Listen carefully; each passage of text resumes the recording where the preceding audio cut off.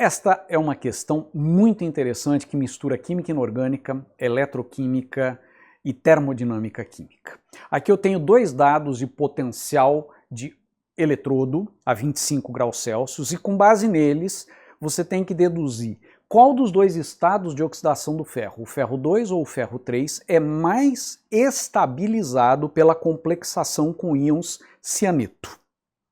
Muita calma nessa hora. Primeiramente, o que é complexação?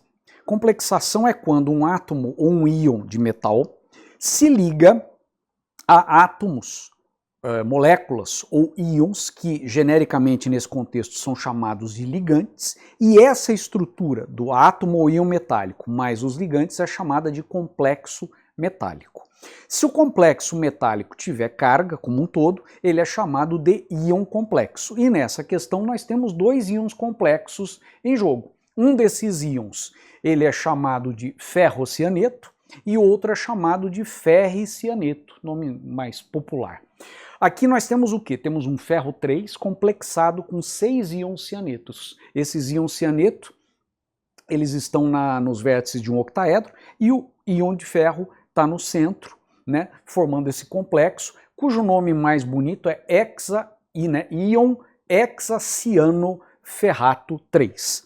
E aqui nós temos um complexo parecido com 6 cianetos complexados com o íon ferro 2 e que pode ser chamado com mais propriedade, né, mais modernamente, de hexacianoferrato 2. Esse número expressa a tendência do ferro 3 se reduzir a ferro 2 quando complexado. E esse número expressa a tendência do ferro 3 se reduzir a ferro 2 quando não complexado com os íons cianeto. Para resolver essa questão, eu vou fazer um gráfico como você vê aqui, ó. Esse é um gráfico da energia livre das espécies. A energia livre é uma grandeza da termodinâmica química que expressa a estabilidade termodinâmica dessa espécie ou de um conjunto de espécies. Quanto maior a energia livre, menor a estabilidade. Quanto menor a energia livre, maior a estabilidade de um sistema ou de uma espécie química. Você está notando que eu representei o ferro 2 com uma energia livre mais baixa do que o ferro 3 e o elétron. Com base em que eu fiz isso? Quer dizer, da onde eu tirei isso? Eu tirei isso de uma expressão muito importante que é a seguinte: a variação da energia livre padrão para um processo, por exemplo, uma semi-reação de redução, é igual a menos o número de elétrons recebidos nesse processo, nessa semi-reação de redução, vezes a constante de Faraday, que é o módulo da carga de um mol de elétrons, vezes o potencial dessa semicela, também chamado potencial de redução dessa semicela.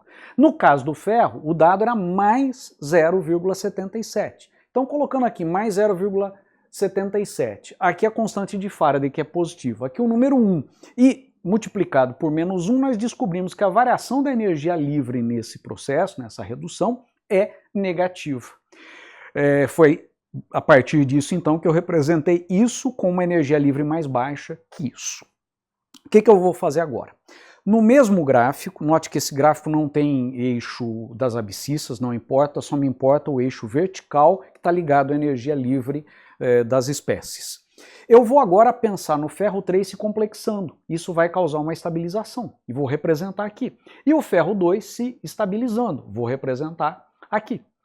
Apenas para manter a coerência, eu vou acrescentar aqui e aqui cianetos, 6 cianetos. Como eu acrescentei os cianetos aqui e aqui, claro que isso muda a energia livre do reagente, do produto, do conjunto, mas a distância de energia livre se mantém. Quer dizer, isso aqui pode ter subido ou descido por causa do acréscimo do cianeto, não importa, mas a distância se manteve. Agora eu vou pensar no ferro 3 reagindo com 6 cianetos para formar o complexo mais estável. E o ferro 2 reagindo com 6 cianetos para formar o complexo mais estável. E aqui está, então, o hexacianoferrato 3 e o hexacianoferrato 2. Agora, atenção ao tempo verbal. Se essa distância fosse igual a essa, se esta fosse igual a essa estabilização seria igual a essa. Mas como você já deve ter percebido, essa distância aqui não é menos 0,77 vezes F, porque o dado de potencial era mais 0,36. Colocando nessa expressão, então, esse ΔG é menos 0,36 F, ou seja, essa distância ela é menor do que a que eu tinha rascunhado anteriormente. E como ela é menor, eu posso pensar de duas formas. Eu posso pensar em manter isso aqui onde eu havia desenhado e trazer isso aqui mais para cima, assim como eu poderia pensar em deixar isso aqui embaixo e trazer isso mais para baixo. Não importa, afinal é um diagrama sem muita preocupação com a escala, mas o que importa realmente é perceber que essa distância é menor do que aquela. Agora eu vou limpar isso aqui e tirar a seguinte conclusão. Essa é a estabilização que a complexação com cianeto provoca em termos de energia livre, em termos de termodinâmica, essa é a estabilização para o estado de oxidação ferro 3. E essa seria a estabilização para o caso do estado de oxidação ferro 2. Conforme você percebe, o estado de oxidação ferro 3 ele é mais estabilizado, mais intensamente estabilizado pela complexação com o cianeto. Nós estamos aqui no YouTube fazendo essa série de aprofundamentos para quem vai prestar IME, ITA, para ajudar essas pessoas que às vezes têm dificuldade de encontrar uma literatura com exercícios mais pertinentes e que sejam instigantes, que tenham um grau de dificuldade acima da média. E já é um aprofundamento, mas agora nós vamos fazer o aprofundamento do aprofundamento. Eu deixo para você pensar no seguinte extra.